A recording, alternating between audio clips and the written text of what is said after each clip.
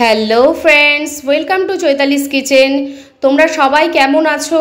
আশা করি সবাই ভালো আছো। আমি চৈতালি তোমাদের জন্য নিয়ে এলাম আবার একটা নতুন রেসিপি, কাতলা মাছের দই কাতলা। তো চলো দেখে নাও। আমি গ্যারান্টি দিয়ে বলছি, এইভাবে কাতলা মাছটা একদিন ট্রাই করে দেখো, দারুণ লাগবে, সবাই প্রশংসা করবে। তো চলো দেখে নাও কিভাবে রান্না করলাম। প্রথমে মাছগুলোকে বাজার থেকে ভালোভাবে নিয়ে এসে ধুয়ে পরিষ্কার করে নিয়েছি। এবার একটা প্লেটে সব মাছ একসাথে নিয়ে ওগুলোকে নুন হলুদ মাখিয়ে নেব। তো দেখতেই পাচ্ছ, একটু ভালো বড় কাতলা মাছ নিয়ে এসেছি। এবার এগুলোকে হলুদ, পরিমাণ মতো লবণ আর সাদা তেল দিয়ে দেব। দিয়ে মাখিয়ে 15 থেকে 20 মিনিট রেখে দেব। দেখতেই পাচ্ছ, সাদা তেল হলুদ নুন দিয়ে মাছগুলোর গায়ে ভালোভাবে মেখে নেব। নিয়ে 15-20 মিনিট ম্যারিনেট করে রেখে দেব।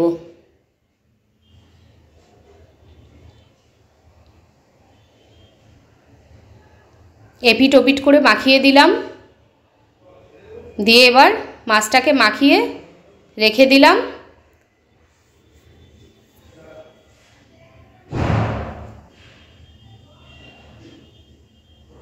এইভাবে মাখিয়ে রেখে দেবো। এবার একটা কড়াইয়ে সাদা তেল দিয়ে দেবো।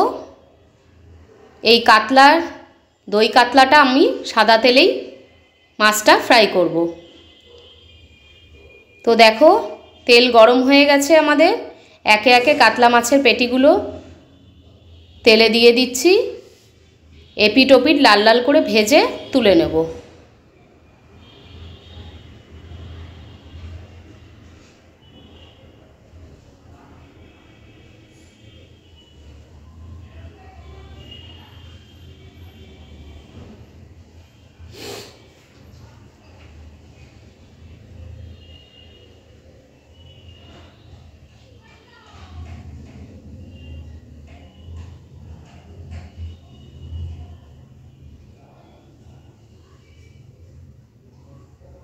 দেখতেই পাচ্ছ, মাছটা এপিট ওপিট করে একটু লাল হলে নামিয়ে নেব। বেশি কড়া করে ভাজবো না।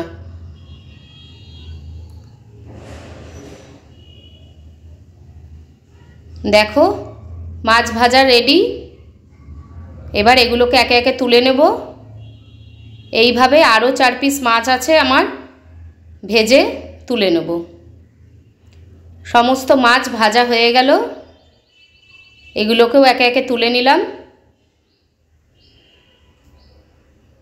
দেখতেই পাচ্ছ, আমার সমস্ত মাছ ভাজা রেডি।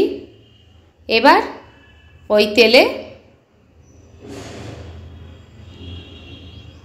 তার আগে পেঁয়াজটা বেটে রেডি করে নেব।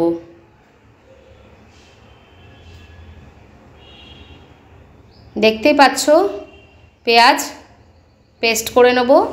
আর ওই তেলে গোটা গরম মশলা, শুকনো লঙ্কা ফোড়ন দিয়ে দেব।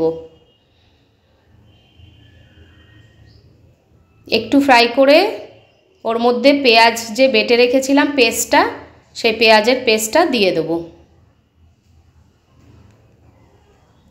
দিয়ে পেঁয়াজটা ভালো করে একটু তেলে ভালো করে কষে নেব।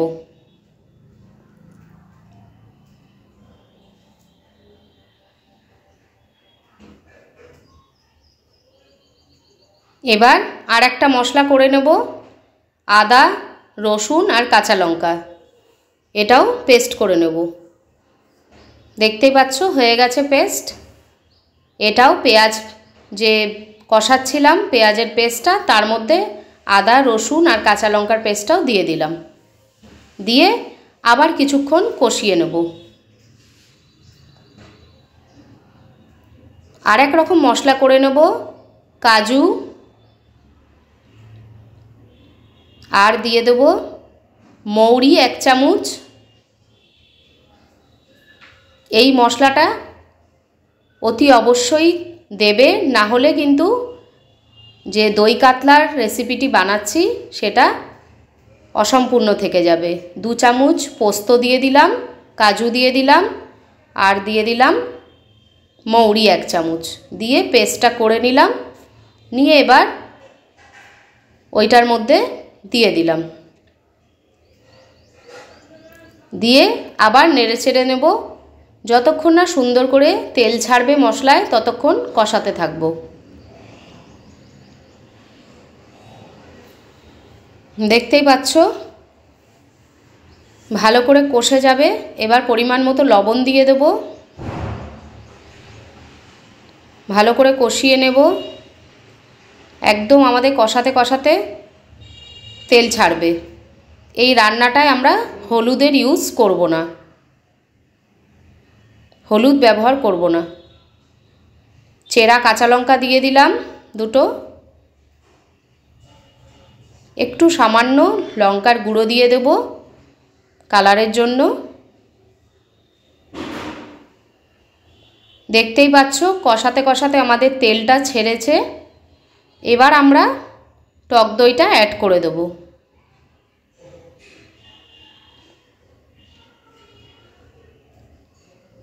আমাদের এই মশলাটা কষানো হয়ে গেছে। এর মধ্যে আমি টক দই দিয়ে দেব। 2-4 চামচের মতন টক দই দিয়ে দিলাম।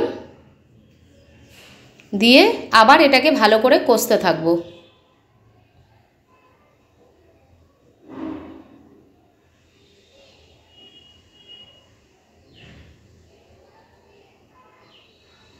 ভালো করে কষিয়ে নেব। কষিয়ে তেল ছাড়লে ওর মধ্যে একে একে আমাদের মাছের পিসগুলো সাজিয়ে দেব। দেখতেই পাচ্ছ কালারটা চেঞ্জ হয়ে গেছে, তেল ছেড়েছে। এবার এক এক করে কাতলার পেটিগুলো সুন্দর করে সাজিয়ে দিচ্ছি, দিয়ে এপিট ওপিট একটু কষিয়ে নেব।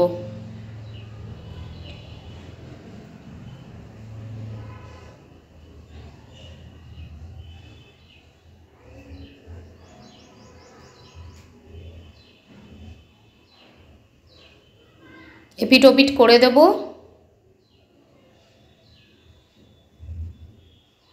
দেখেই দেখো কতটা লোভনীয় লাগছে, খেতেও অসাধারণ লাগছে। একবার এইভাবে ট্রাই করো বন্ধুরা, আমি কথা দিচ্ছি দারুণ লাগবে খেতে।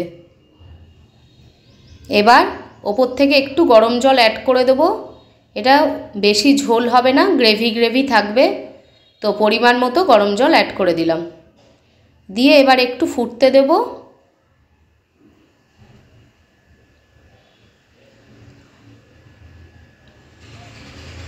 একটু ফুটে উঠলে, ঝোলটা একটু ভারী হলে নামিয়ে সার্ভ করে দেব। দেখো আমি পেঁয়াজের বেরেস্তা দিয়ে সার্ভ করে দিয়েছি আমাদের দই কাতলা।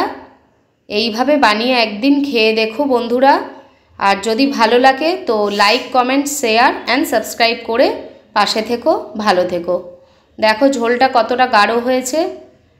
মাছটাও একবার তুলে দেখিয়ে দিচ্ছি কতটা সফট নরম হয়েছে, খেতেও অসাধারণ হয়েছিল।